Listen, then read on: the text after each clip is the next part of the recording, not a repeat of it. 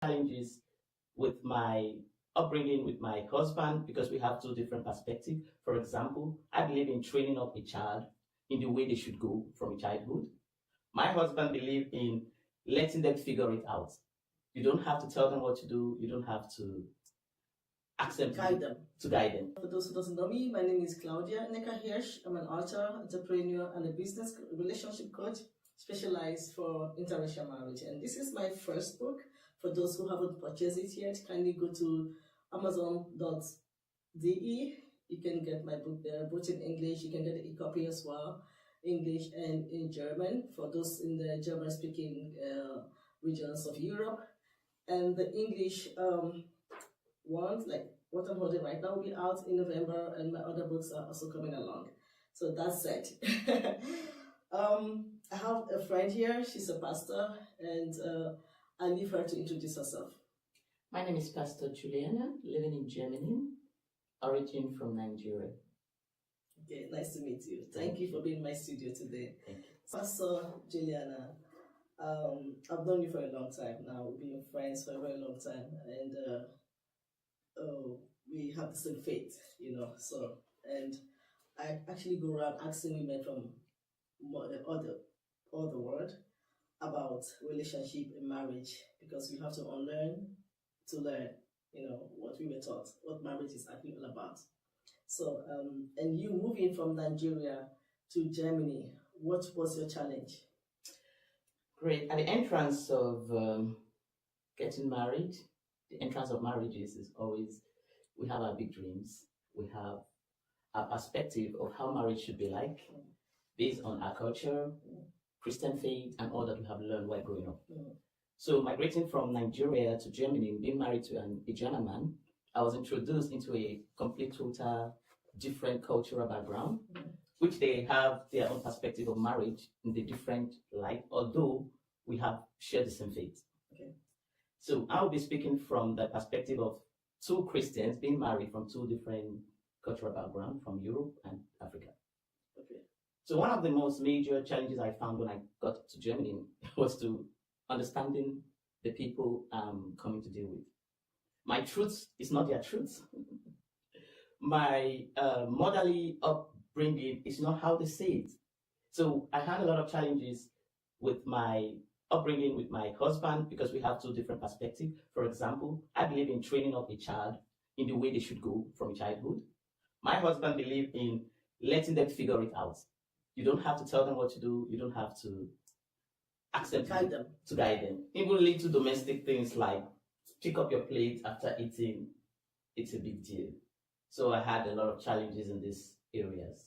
When it comes to interracial marriage, bringing up a child together is a big challenge, because you want to bring your child up based on your upbringing from Africa, and he wants to bring the child up based on his own upbringing in Europe. And I think in Europe, if you look at the upbringing in Europe, like you said, you want your child to pick the dishes and take them to the kitchen. Europeans do that. The Germans do that. Because I know, for me, after eating, Thomas will tell them, take your dish to the kitchen, So I think it's a personal issue, it's a personal decision how one brings the child up based on the two coming together. Because African and white relationship, which I'm very passionate about, it's my passion, is complex. That's true. Yeah, everyone wants to be heard. The woman wants to be heard, the guy wants to be heard, but it's supposed to be kind of like a union, coming together, like we working together for the betterment of these children.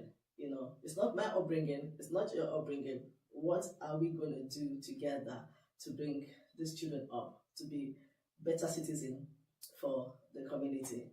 So another question for you.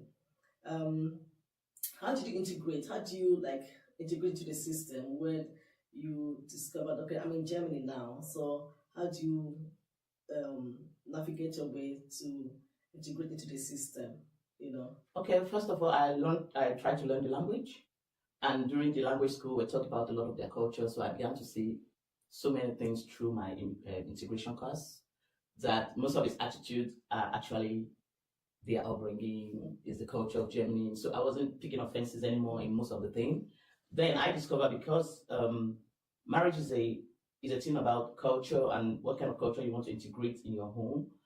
So I had to start making adjustments.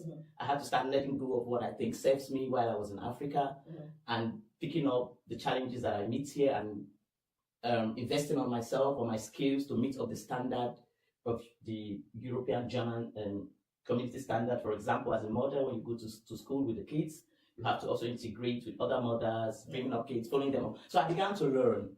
When I began to learn, I realized I stopped trying to see offenses or what is not right or what is right. I began to take the positive side out of the community. I involved in the church. I go to the German church. I involved in the church. I began to learn to see how the Christian women behave here and all that. I involved in some social work. I involved in the kindergarten. So that's how I integrated into the system. And I've lived now in Germany fully for over 15 years. Although I've been married for over 25 years. Okay. So, homesickness, when you moved to Germany, elaborate on that.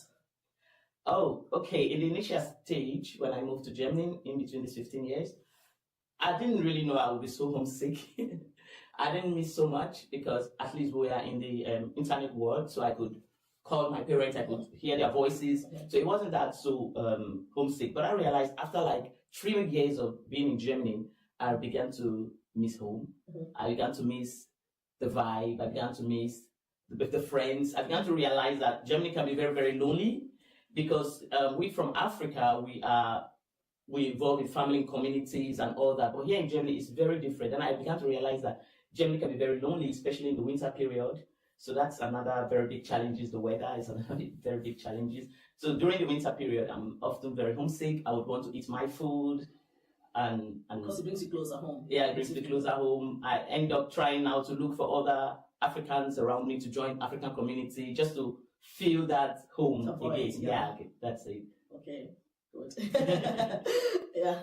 So, like onwards, you've been talking for a few days now, and I mean, I also have my own share of experiences and all that. So, and with all what you've learned in life, from your point of your starting point in Africa to Germany, and what you've achieved in life and who you are today, based on all those things carried you along, build your emotional stability and all that. So with experience, whether good or bad.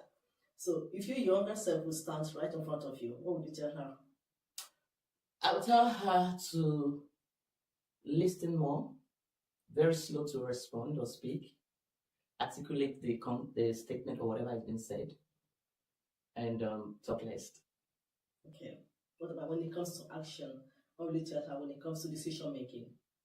Like I said, whatever the situation would be, or the circumstances, or the topic, she should listen more so that she can figure it out. And don't always give the spontaneous decision. You can always give a decision that is going to be like, I'll get back to you. Okay. You sleep over it. I'll sleep over it. I'm not saying yes, I'm not saying no. But I sleep over it. I'm not criticizing what he's saying. I will definitely give him he or her the opinion that, this is a decision time. So I really want to look at it in a different perspective, from other perspective before I will respond. Okay. Or take my decisions. Okay, so you kind of like sleep over it and play it over your mind or over your brain to really get the best answer, or to make the best decision for it. So thank you very much. Nice having you in my studio. And you know how we say it here.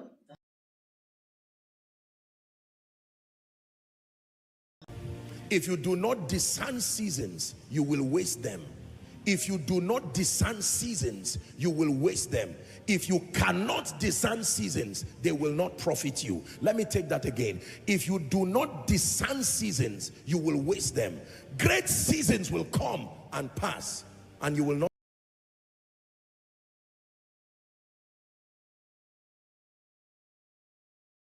see them. And if you cannot discern seasons, then the seasons will not profit you. The season of discovery and preparation. Let's talk about this season. What does this season capture?